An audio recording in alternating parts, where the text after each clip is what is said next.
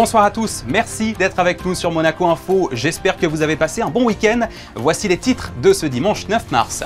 Nous ouvrirons cette édition sur une victoire, celle des filles du MBA face aux ambitions girondines de Bordeaux hier soir à la salle Gaston Médecin. Nos joueuses ont triomphé 77-53, ce qui leur offre ainsi un passage garanti et bien mérité en Ligue 2 la saison prochaine. Les images de cette soirée dans quelques instants. La journée de la femme est terminée, mais nous allons prolonger un peu la fête. Hier, nous recevions ici même Audrey Dana, l'actrice, réalisatrice et marraine de la journée Power, qui s'est déroulée à l'espace Léo Ferré. Ce soir, nous recevrons une autre invitée d'honneur de cet événement. Kayane, la streameuse et championne de e-sport, sera avec nous. Nous prendrons ensuite la direction de la capitale française où se sont rendus les ballets de Monte-Carlo. La compagnie vient d'y terminer sa tournée 6 ans après sa dernière venue à Paris. Notre équipe était sur place, immersion en images à suivre. Et puis un peu d'humour pour terminer ce journal. Dans moins d'une semaine, ce sera le retour des Sérénissimes de l'humour en principauté. Pour l'occasion, nous recevrons l'une des têtes d'affiche de cette édition. L'humoriste Bounaïmin répondra à toutes nos questions à la fin de cette édition. Vous avez pu suivre cette victoire éclatante hier soir sur Monaco Info. Les filles du MBA affrontaient les ambitions girondines de Bordeaux. Et pour leur tout premier match à la salle Gaston Médecin, un 8 mars en plus, journée internationale des droits des femmes, elles ont triomphé 77-53. Un score qui leur permet de passer en Ligue 2 la saison prochaine. Son Altesse Sérénissime, le Prince Albert II, tout juste revenu d'Irlande où il a assisté au match de rugby Irlande-France, a d'ailleurs tenu à être présent pour les soutenir. Le récit de la soirée avec Gaëtan Lebrun et les moyens techniques de Monaco Broadcast. Une soirée parfaite pour le Monaco Basket Association. En cette journée des droits des femmes, les joueuses du MBA ont marqué leur première venue à Gaston Médecin de la meilleure manière possible. Rapidement devant au score grâce à une entame de match très solide, notamment au rebond des joueuses de Olga Tarasenko. Elles n'ont jamais faibli et ont creusé l'écart jusqu'à plus 24 à la fin du match. Une soirée extraordinaire devant plus de 1500 personnes venues encourager et promouvoir le sport féminin en principauté et marquée par une victoire synonyme de montée en deuxième division pour un club créé il y a tout juste une quinzaine d'années. C'est fabuleux ce soir. Jouer dans un gymnase comme ça, un écrin comme ça, et en plus la présence du souverain et la victoire et Strasbourg qui malheureusement perd et qui fait qu'on se retrouve en Ligue 2 l'année prochaine. C'est 2 ans de travail pour remonter et je pense qu'aujourd'hui, je crois qu'il n'y a pas de mots pour définir ce que je ressens. Objectif atteint pour le club présidé par Eric Elena, mais la saison n'est pas finie pour le MBA. Il reste 5 matchs à jouer. Le club a signé hier sa 16e victoire en autant de rencontres et finir invaincu, c'est un exploit que les joueuses comptent bien aller chercher. Moi, j'y croyais pas du tout que c'était possible. Les filles, maintenant, elles se sont mis dans la tête et je pense qu'elles vont faire le nécessaire pour essayer de finir invaincues, qui serait un record. C'est jamais arrivé en tout cas. Voilà. Une soirée de rêve marquée aussi par la présence du prince souverain qui a tenu à venir saluer et féliciter les joueuses à la fin du match. Voilà, incroyable soirée, félicitations à elle. Retour à présent sur cette journée qui a mis les femmes à l'honneur hier à l'espace Léo Ferré pour l'événement Power. Parmi les invités d'honneur était présente la marraine de cette édition, Audrey Dana, que nous recevions hier. Mais également Kayane, la streameuse et championne d'e-sport, pour nous raconter son parcours peu commun de femme dans un univers très masculin. Elle était l'invitée de Patricia Navarro. Écoutez. Bonsoir Kayane ou Marie-Laure, que préférez-vous, votre nom de e-sportive? Je préfère toujours qu'on m'appelle Kayane, oui. Vous êtes donc une joueuse professionnelle de jeux vidéo. C'est une vocation qui est née très jeune, hein? J'ai commencé les jeux vidéo à l'âge de 4 ans et les jeux de combat à 7 ans. J'ai commencé mes premiers tournois à l'âge de 9 ans. Et j'avais pas pour vocation de devenir joueuse professionnelle et c'est un peu venu à force de faire des performances et d'attirer des sponsors. Et aujourd'hui, ça fait plus de 10 ans que je vis pleinement de ma passion. Oui, 4 ans, c'est très jeune et donc votre domaine de préférence, ce sont les jeux de combat. Alors bien sûr, on aurait tendance à penser que les garçons se tournent plus facilement vers ce type de jeu. Vous, qu'est-ce qui vous a séduit dans les jeux de combat ? C'est mes frères qui ont commencé à y jouer et donc j'ai été motivée par jouer au même jeu qu'eux. Et ce qui m'a fascinée, ce sont les combattants et combattantes surtout, parce que je ne joue que des personnages féminins. Le fait de pouvoir contrôler un personnage, d'appuyer sur des touches et de voir une réaction immédiate dans le jeu vidéo, de voir des personnages qui bougent, qui sont en mouvement parce que j'ai appuyé sur des touches, j'ai trouvé ça tout de suite fascinant. Et je trouvais qu'il y avait beaucoup de beauté en plus dans les jeux de combat. On contrôle un personnage, on en affronte un autre et il y a une sorte d'adversité lorsqu'on affronte un joueur. On a envie de se dépasser, de devenir plus fort chaque jour et on y met beaucoup de valeur dans l'entraînement. On a l'envie de se dépasser, de progresser chaque jour et c'est ce que j'aime dans ce type de jeu et aussi la possibilité de voyager à travers le monde pour rencontrer les meilleurs joueurs et essayer de se mesurer à eux. C'est au sein de tournois, on parle de conventions, comment cela se déroule ? Alors il y a des tournois qui sont organisés, parfois c'est au niveau local, au niveau national et international. Il y a vraiment tout type d'événements avec un nombre de fréquentations différentes à chaque fois. Mais moi j'ai commencé au niveau local dans des tournois à Paris. C'était dans des conventions et dans ces conventions de jeux vidéo, d'animé, manga autour du Japon, on organisait des tournois et j'ai commencé comme ça. Et ensuite il y a eu des tournois nationaux, européens auxquels j'ai participé et enfin des tournois internationaux où ça se déroule chaque année à Las Vegas, au Japon et il y en a aussi en France, notamment à Nice en fin d'année qui fera partie d'un des plus gros tournois au monde grâce à l'Evo, qui est une chaîne de tournois qui est absolument géniale et connue depuis plus de 20 ans maintenant. La journée de la femme vient d'avoir lieu. La première question à laquelle on pense bien sûr, c'est quel est l'accueil que l'on vous a réservé dans ce secteur et est-ce que le fait d'être une femme, ça a été un peu plus handicapant ou pas ? Alors le fait d'avoir été une fille, déjà une jeune fille commençant très jeune dans ce milieu-là, a été un peu compliqué dans le sens où les gens ne comprenaient pas qu'est-ce que je faisais là. Ils se disaient mais c'est une enfant, c'est une fille, les filles ça ne joue pas aux jeux vidéo, ça devrait jouer à la poupée, la marelle, qu'est-ce qu'elle fait là? Et j'ai dû prouver par des performances, par des résultats réguliers que j'avais tout à fait ma place là avant qu'on puisse m'écouter, me prendre au sérieux et je trouve qu'aujourd'hui, on ne devrait pas avoir forcément besoin de faire des résultats pour qu'on nous prenne au sérieux. On peut tout à fait être une fille, être passionnée de jeux vidéo, performante ou pas d'ailleurs, peu importe notre niveau. On a le droit d'être passionné par ce type de jeu. Oui, c'est votre objectif justement aujourd'hui de faire des émules chez les jeunes filles, de leur dire allez-y, il n'y a pas de barrière invisible. Alors dans un premier temps, mon objectif c'est surtout d'arriver, de pérenniser mon activité en tant que joueuse professionnelle de jeux de combat. J'ai créé ma propre entreprise, ça fait plus de 10 ans. Je fais beaucoup d'actions autour de tout ça, j'organise des événements. Et déjà pour montrer à ces filles qu'il y a la possibilité de vivre de sa passion, c'est pas que en tant que joueuse professionnelle, on peut organiser, on peut être commentatrice, on peut être analyste, photographe, réalisatrice, on peut faire plein de métiers en fait dans le domaine du jeu vidéo et de l'organisation d'événements jeux vidéo. Et ce que je veux montrer aussi aux filles, c'est que on n'a pas besoin d'être joueuse pro. On peut avoir tout un tas de métiers parce que l'industrie se développe énormément. On peut créer des jeux vidéo, on peut être développeuse, programmeuse. Enfin bref, il y a tout un pan de métiers qui est accessible, qui est possible. Et j'espère qu'elles le comprennent et qu'elles ne se disent pas que c'est un milieu fait que pour les mecs. C'est pas vrai. On a vraiment besoin des filles dans ce milieu-là aussi pour créer des jeux différents, avec une sensibilité différente.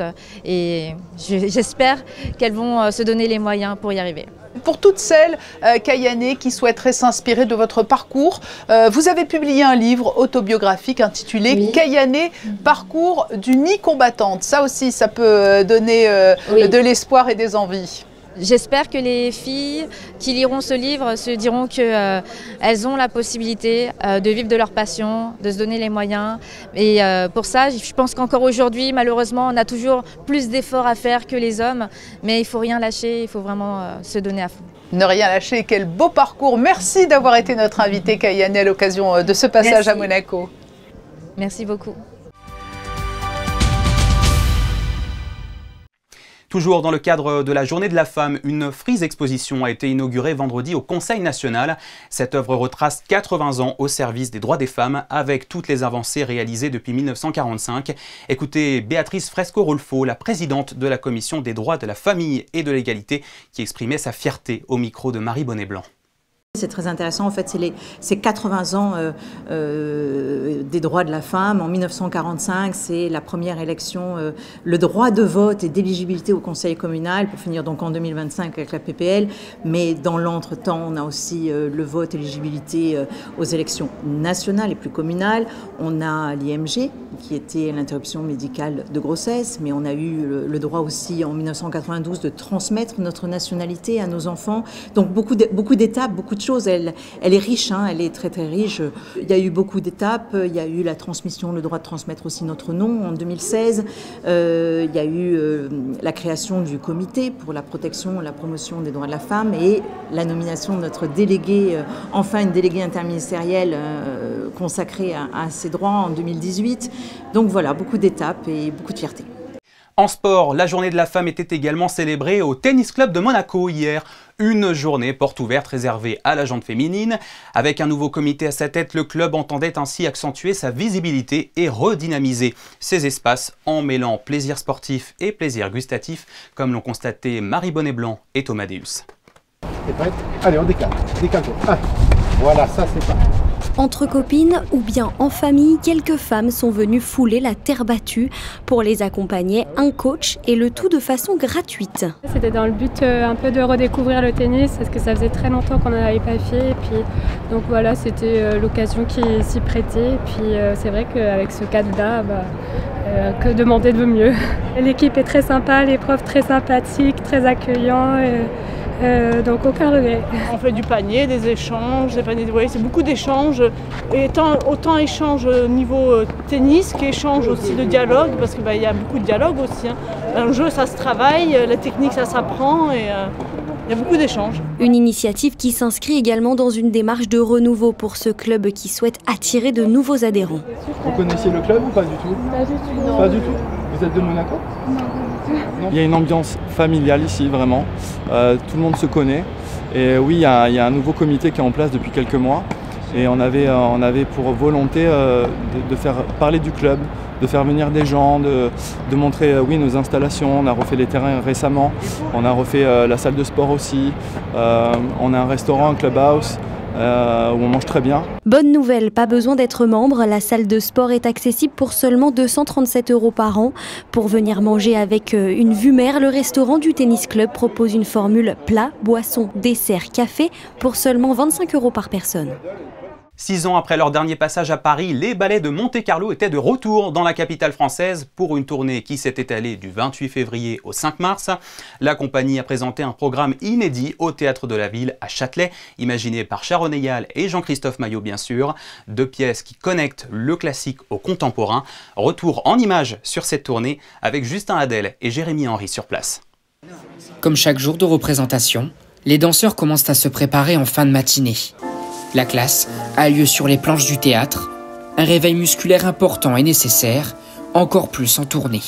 C'est vrai que c'est très intense, surtout avec ce programme. Alors en soi, le programme n'est pas très long, mais physiquement, il demande beaucoup de concentration aussi physique et le rythme est assez puissant, je dois dire, mais très agréable à la fois. Juliette joue le rôle principal dans la pièce chorégraphiée par Jean-Christophe Maillot.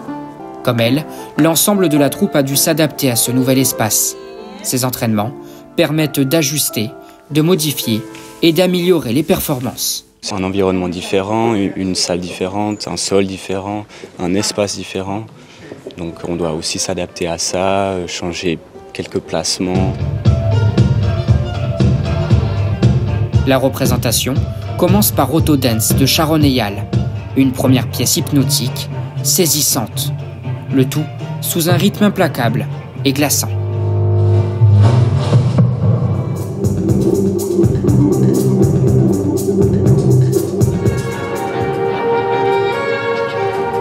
La deuxième, vers un paysage de Jean-Christophe Maillot, vient contraster avec la première. Dynamisme, technicité et combinaison chorégraphique de haute volée, ce ballet déborde d'ondes positives. C'est une réponse à la pièce de Sharon, je dirais un peu c'est de l'ombre à la lumière, c'est-à-dire de montrer que si on a un vocabulaire qui est différent l'un de l'autre, on peut avoir aussi les mêmes envies, c'est-à-dire travailler sur l'écriture du corps, sur la graphie, faire passer chez moi en tout cas un message de bien-être, de joie. C'est une pièce que j'avais fait pour mon père, qui était quelqu'un de très lumineux, qui était peintre, qui travaillait beaucoup sur la couleur, et de raconter un peu la folle énergie de cet homme qui était exceptionnel, qui m'a beaucoup guidé. C'est la première fois que les ballets de Monte-Carlo se produisent dans ce théâtre. Pourtant, son directeur y était déjà venu, avec un souvenir peu glorieux. Quand j'avais ma première compagnie à Tours, en 1986, je suis venu donner un spectacle ici qui s'appelait Juliette et Roméo. Et c'était en pleine vague de la création de la danse contemporaine française. Et je m'étais fait massacrer. Mais revenir dans ce théâtre et y présenter un spectacle, il y avait une sorte d'appréhension et puis peut-être, je sais pas, une petite blessure à combler, une cicatrice qui était nécessaire. Sold out sur toute la tournée, c'est un retour fracassant de Jean-Christophe Maillot au théâtre de la Ville. Encore une fois, les ballets de Monte-Carlo font rayonner la principauté à l'international. Son excellence, devenue partie intégrante de sa réputation. Retour à Monaco avec cette information qui concerne un lieu très apprécié de la principauté, le marché de la Condamine. Je rappelle qu'un projet de restructuration de l'édifice est actuellement à l'étude. Et justement, de nouveaux détails ont été dévoilés à la presse mardi matin. Pour tout savoir de l'ampleur des travaux et du plan du futur marché, séance de rattrapage avec ce reportage signé Alban Gingembre et Alexandra Marangoni. Un nouveau marché de la Condamine d'ici 2027. Un projet d'ampleur qui prend en compte l'avis des usagers de la halle. La population a été consultée pour exprimer ses souhaits au sujet de cette restructuration. Peut-être plus de places assises pour pouvoir profiter plus facilement. Plus d'espaces pédestres où on peut se divertir, des espaces pour les enfants, pour les familles. Ça serait très apprécié. Ouais. Pendant les travaux, que je puisse toujours prendre mon libanais préféré, et après les travaux, qu'il y ait encore plus de choix pour manger, et peut-être, j'en sais rien, peut-être plus de communauté à l'extérieur, parce qu'il fait beau, il faudra en profiter, et voilà, tout simplement. Plus de 1000 personnes ont répondu à l'enquête lancée par la mairie. Des réponses prises en compte dans l'élaboration des plans. À l'origine, il s'agissait d'une simple remise en conformité du bâtiment communal relative aux normes incendie. La municipalité a finalement pris le parti d'une restructuration globale. On a saisi également l'occasion de moderniser un petit peu l'esthétique de la halle et d'améliorer vraiment le confort des clients et le confort aussi des commerçants. Le projet principal, c'est d'enlever les cabines du milieu, donc ce qui va libérer la totalité de l'espace et le volume complet de la halle. Du coup, il y aura une libre circulation de tous les usagers entre cabines. Il n'y aura plus cet étranglement entre les espaces convivialité et les cabines. Donc il n'y aura plus de circulation proprement dit. On pourra déambuler partout. Ce sera beaucoup plus confortable. On va devoir agrandir les balcons puisque les cabines vont gagner en profondeur. Donc on va pouvoir agrandir les balcons et au-dessus on va pouvoir créer des nouveaux espaces de convivialité. C'est des travaux en profondeur, techniques, structurels et surtout pour apporter du confort avec le chauffage et la climatisation, donc un traitement d'air efficace et aussi une haute aspirante pour toutes les cabines pour pouvoir enlever ces odeurs du marché et qu'on puisse venir manger tranquillement, bien habillé et ressortir pour la réunion de 14h sans les mauvaises odeurs. Avec une capacité d'accueil doublée comprenant 300 places assises, 2 écrans géants pour les événements et une volonté d'être référencé parmi les bâtiments durables, le projet répond à cette ambition de modernisation tout en conservant son charme d'origine. Les travaux s'étendront sur 13 mois durant lesquels les commerçants seront invités à maintenir leur activité sur la place du marché. Aujourd'hui, le marché compte 20 commerçants. À l'avenir, seuls 18 stands seront conservés. On sait qu'ils sont en train de mettre tout en œuvre pour qu'on soit installé correctement, on puisse accueillir correctement notre clientèle. Mais évidemment, il y a les situations climatiques, etc., qui fait que l'installation aussi du matériel frigo, toute cette option-là qu'on n'a pas encore vraiment tous compris ce qu'on va avoir. Mais par contre, c'est sur une bonne voie. Là, on rentre dans la phase un peu de future exploitation où les commerçants ont vraiment un mot sérieux à dire quant à leur installation, leur présentation et leur mode de fonctionnement. On a 4-5 gastronomies, voire plus différentes, et on ne peut pas tous avoir la même disposition. Donc sur ce sujet-là, il n'y a rien qui est arrêté et on pense qu'ils sont quand même ouverts au dialogue. Les travaux débuteront en janvier 2026 pour un coût estimé entre 10 et 12 millions d'euros. Le chantier se terminera 13 mois plus tard, début 2027.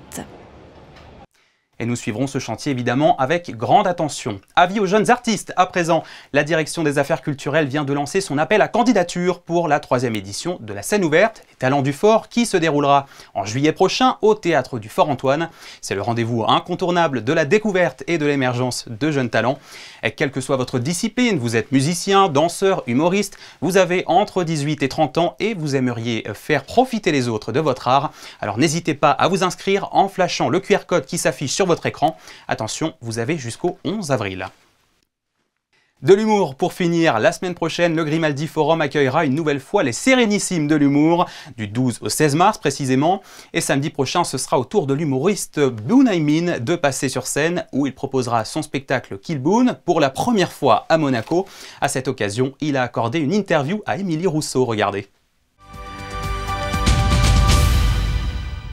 Bonsoir Bounaimin. Bonsoir, comment allez-vous? Bien, merci, et vous? Oui, ça va très très bien. Est-ce que vous êtes heureux de bientôt vous produire sur les planches du Grimaldi Forum? Ah, j'ai tellement hâte. Je n'ai jamais joué à Monaco et pouvoir jouer au Grimaldi Forum, très très hâte. Est-ce qu'il y a une petite appréhension de se produire devant un public monégasque? Il y a une petite appréhension dans la mesure où ça va être la première fois. Vous allez me dépuceler de Monaco, donc ça va faire du bien, on va s'en souvenir. Est-ce que c'est un nouveau spectacle que vous allez présenter donc le 15 mars prochain? Exactement, oui. Ça va être un nouveau spectacle que je commence à rôder là, ici. Là. Kill Boon, c'est son nom, c'est ça? Bounaimin, oui, Bounaimin dans Kill Boon, oui. Je vais tuer le Boon. De quoi vous êtes inspiré pour écrire ce spectacle-là? Je suis beaucoup inspiré de ma vie, des dernières années, entre le Covid et puis comment le monde est en train de changer en mode numérique, alors que moi, je suis de l'ère, j'ai 40 ans, je suis de l'ère où c'était solide. Votre vécu, vos origines ont beaucoup été une source d'inspiration, hein? Ah, toujours. Tout me ramène aux origines. Et puis sur scène, il y a toujours une part d'improvisation qui fait votre patte. Ah, il va y avoir beaucoup d'improvisation. Oui. Tous les soirs, j'improvise, tous les soirs. J'essaie de voir le spectacle vivant. Monaco, peut-être une riche source d'inspiration? Il va falloir que j'y aille. Je ne suis jamais allé à Monaco. Donc, ça va être une première fois et ça va être un régal de découvrir les Monégasques. Et puis pour en revenir à l'impro, l'humour naît souvent de la spontanéité, hein. C'est un réflexe, hein, le rire. On ne le maîtrise pas. Donc oui. Plus on est spontané, plus on est dans le présent et mieux c'est. Pour ceux qui vous ne connaissent pas, Bounaimin, vous êtes connu pour votre franc-parler sur scène, mais aussi pour votre sensibilité, hein. Oui, je suis un garçon un peu hypersensible. Oui. Tout me touche. Tout touche. Et vous êtes sans filtre, authentique. On va dire ça. Et c'est marrant pour un Chinois d'être authentique, parce qu'on est les contrefaçons. Dans une interview donnée à notre confrère Denis ce matin, vous dites que c'est le retour du phénix. Pourquoi? Parce que je suis passé par plusieurs phases, on va dire, de dépression, un burn-out que j'ai fait il y a quelques mois, et ce spectacle en parle. Et maintenant, tout va mieux? Tout va mieux, oui. C'est un combat tous les jours, mais tout va mieux. La scène est salvatrice pour vous, ça représente quoi? C'est ça. C'est la scène, c'est une drogue. Le rire, c'est une drogue. Les gens et le regard des autres me rassurent et me font du bien. Ça me soigne. Et c'est pour ça qu'on donne rendez-vous à tous nos téléspectateurs le 15 mars au Grimaldi Forum pour assister à votre spectacle, donc Bounaimin, Kill Boon. Exactement. On se donne tous rendez-vous là-bas. Merci beaucoup. Merci à vous. Au plaisir. Voilà, c'est la fin de cette édition. Merci de votre attention et de votre fidélité à Monaco Info. Dans un instant, la météo de Marie Bonnet-Blanc. Juste après, Yann-Anthony Nogues pour 19h dimanche. Demain, ne manquez pas le nouvel épisode du podcast de Monaco Info. Geneviève Berthier recevra Louise Gretter, chef de bureau à la prestigieuse maison Sotheby's de Monaco. Et puis à 19h, à cette même place, ce sera Fabien Bonilla qui vous accueillera pour votre journal. Excellente soirée, à bientôt.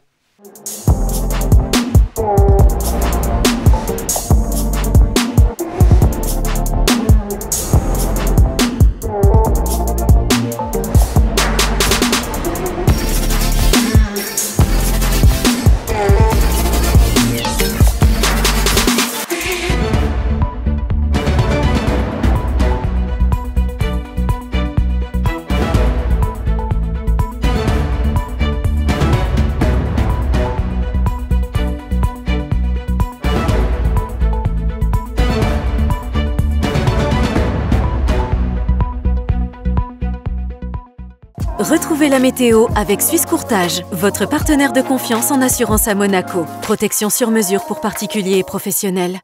Bonsoir à tous, un point sur le temps de ce début de semaine. Malheureusement, le ciel sera couvert dans la matinée. Et puis dans l'après-midi, la pluie devrait faire son apparition. Côté température, il fera 13 degrés demain matin.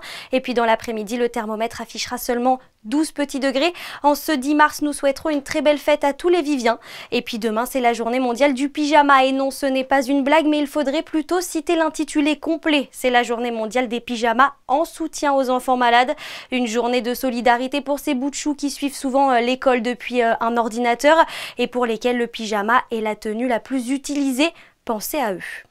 C'était la météo avec Suisse Courtage, votre partenaire de confiance en assurance à Monaco. Protection sur mesure pour particuliers et professionnels.